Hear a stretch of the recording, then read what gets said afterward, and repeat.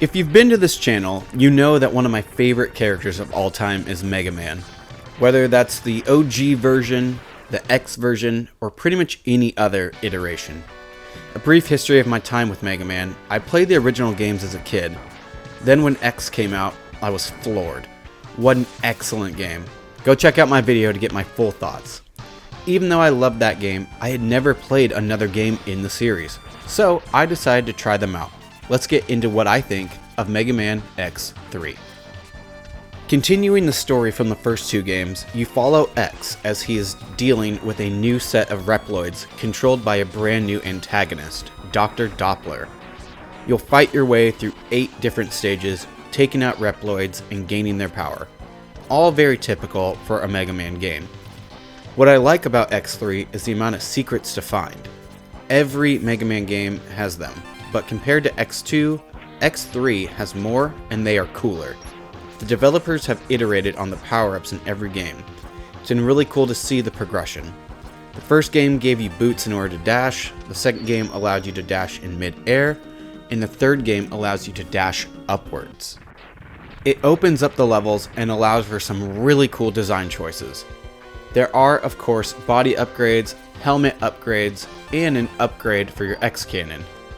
I was a little disappointed in the X-Cannon upgrade though.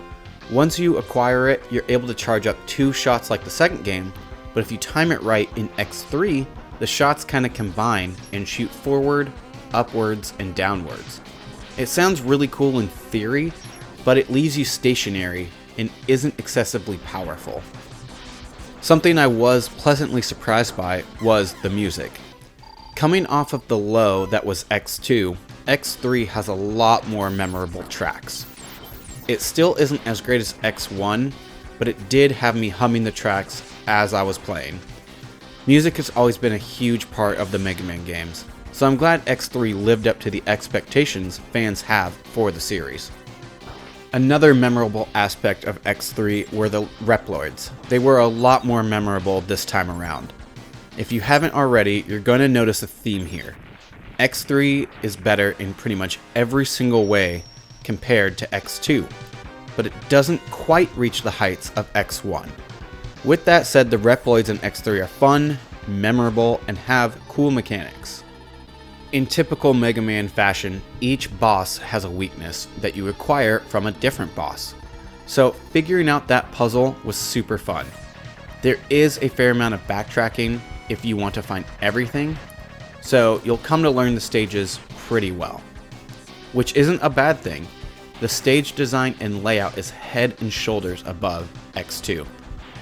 Enemy placement, trap placement, secret placement, and the different mechanics for each stage were all really well done. The game makes you learn and anticipate where enemies and traps might be. When you guess right, it's a wonderful feeling, and you might get a health drop for your sub-tank as a reward, which you are going to need. The game is brutal and pretty unforgiving in its difficulty. It doesn't necessarily have the intricate and precise platforming of X1, but the enemies are difficult. The bosses are tough, and the stages are tough to navigate through. It will take a while to learn how the game wants you to play, and then master those techniques. If you are patient enough to learn all of this, you'll be rewarded with an incredibly satisfying game that you can come back to for years. As usual, the combat is a highlight in this game. You can use your X-Cannon throughout, but to make things easier, you'll want to use your full arsenal. The weapons you get from the bosses are varied and range from okay to very good.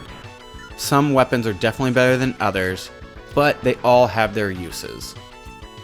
And lastly, I'll touch on one final letdown, which I will admit, this is a minor gripe, so take it with a grain of salt. The enemy variety is pretty lacking. You're gonna see a lot of the same enemies across every stage. You'll be introduced to new enemies every once in a while, but it's not like X1 that seemed to have a ton of different enemies and each stage felt unique. With that said, this game is an absolute blast. I did get frustrated more than once with the difficulty, especially that last boss. If you know, you know. But if you can push through exercise patience, you'll find a wonderful game that is worthy of the Mega Man X moniker. This has been a very fun series for me to record. X1 is one of my all-time favorite games, and playing some other games in the series has really had me appreciate what these X games are all about. 3 had you play as Zero for the first time, which was such a cool thing to do. Granted, it was for like 30 seconds, but it was still really awesome to see. And then the return of Vile from the first one gives a little bit more personality. It makes it more personal for X and the crew. It's just a really awesome thing to see, and I can't wait to see what X4 has in store for me. And that's going to do it for today's video. If you enjoyed this, please like, subscribe, share, and hit that bell for alerts so you never miss another one of my videos. It helps out more than you know. Thank you all so much for tuning in, and I'll see you guys in the next one.